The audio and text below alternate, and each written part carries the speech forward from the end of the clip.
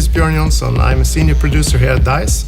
I'm also heading up the operations team who works on all the different post-launch content for our games. We are really excited about Battlefield 3 Premium. Not only will you get early access to our upcoming expansion packs, you will also get access to more advanced online features, unique in-game content, as well as taking part in exclusive events that we will run throughout this program. And with these exclusive videos, we'd like to give you more of an inside look at what Premium is all about.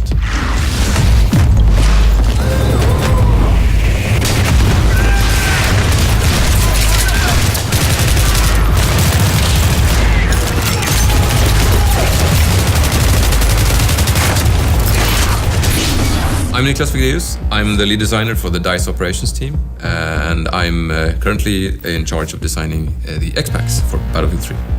I started at DICE in 2004 as an animator doing weapon animations for BF3, and since then I've moved on to design. The idea behind Close Quarters is to capitalize on what the Battlefield universe is.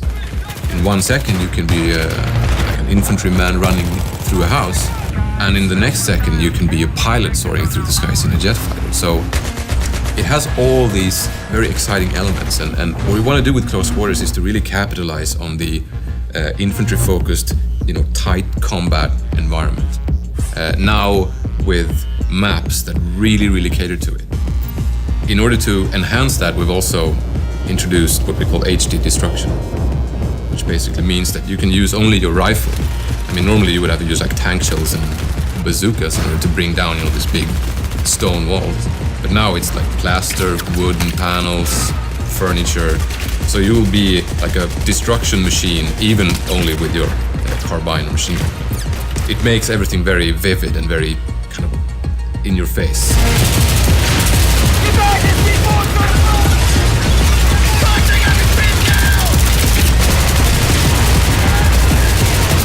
In Battlefield 3 Close Quarters, you get 4 new maps, all focused on the indoor battlefield and the close quarters experience. You also get 10 new assignments, which will allow you to unlock 10 new weapons. And finally, you get 2 new game modes, Conquest Domination and Gunmaster.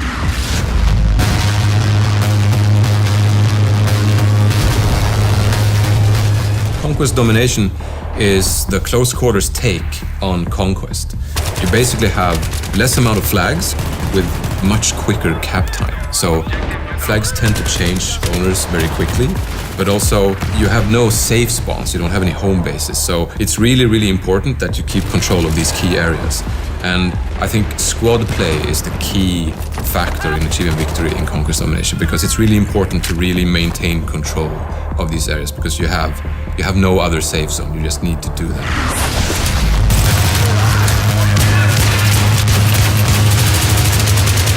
And then we have Gunmaster, which is a really action-packed jump in and play mode, which is actually a race, where you start out with a pistol. And then as you get kills with that pistol, you advance to the next tier of weapons.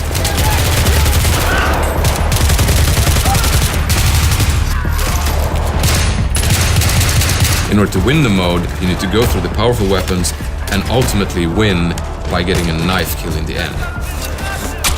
If you do that before everyone else, you win the race, you win the mode, and it's all smiling faces. All smiling faces or one smiling? It's actually true, there's only one smiling face, and then there's like 15 frowns, but hey, it's all smiling faces, it's a fun mode.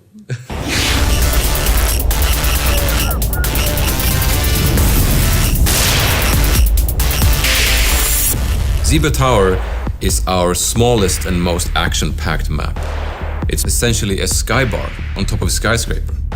It's based around the classic and horseshoe-shaped design that many Battlefield players know from Wake Island, but now in this condensed form, you can use that middle space to really flank the enemy, which is really exciting, especially since you have the 2-floor setup as well, so you can actually use the staircases to come up behind people who are guarding like the top floor. And we have some good sniping spots there. For example, you can have a good defensive position on top of the swimming pool area. That's a pro tip right there. It also has a lot of corridors and rooms with very thin walls. So what you can do is open up flanking routes by just actually shooting big holes in the walls. So you really need to find your spots if you're trying to play defensively. And if you're on the offense, you need to move very quickly because it's a small map, it's a lot of circulation, a lot of action, so movement is key.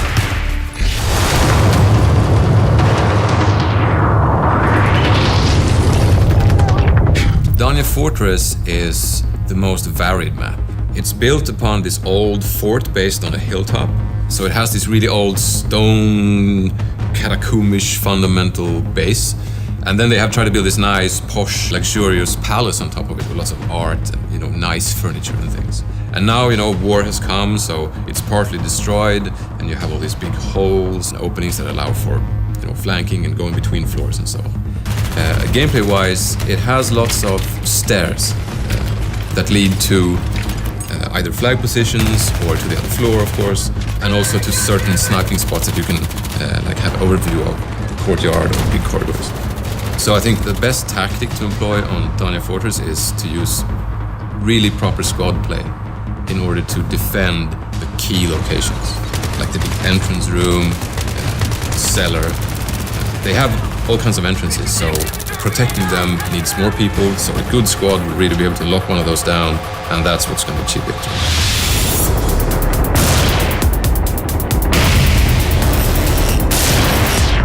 Operation 9 to 5 is our biggest and most destructible map, I would say. It is essentially an office with the cubicles and the desks and the cafeteria and the bathrooms, and they're all not very sturdy. So there's lots and lots of destruction.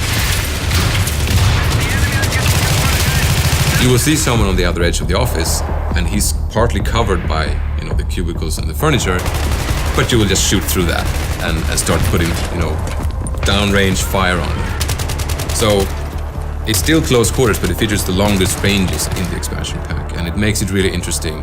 And I think on Operation 9 to 5 you see the most kind of varied weaponry being used. And also, it has a garage that goes kind of underneath the whole complex where, the former employees had all their cars.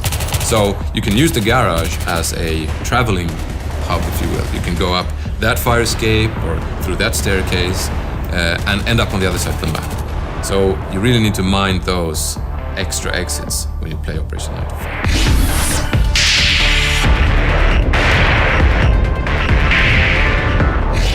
Scrap Metal is the most vertical map. It is an old factory. Parts of it actually so old that it's not being used anymore.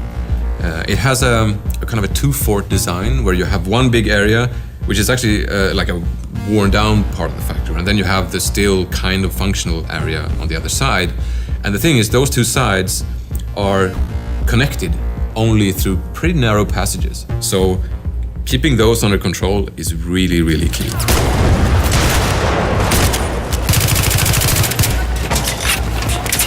In order to protect those entrances, you need to control those while staying in control of your rooftop, because that's another entrance point, and that's very open and long range, so you're going to see a lot of snipers covering those rooftops. And also, since it's an old factory, it's made out of mostly concrete and metal, so you won't have the same abilities to tear down walls and create flanking routes. So positioning, I think, is the absolute key to winning on Scrap Metal. It's very exciting when you have control of one side and you're trying to figure out how to assault the enemy on the other side. And I think that's a very exciting proposition that comes with Scrap Metal.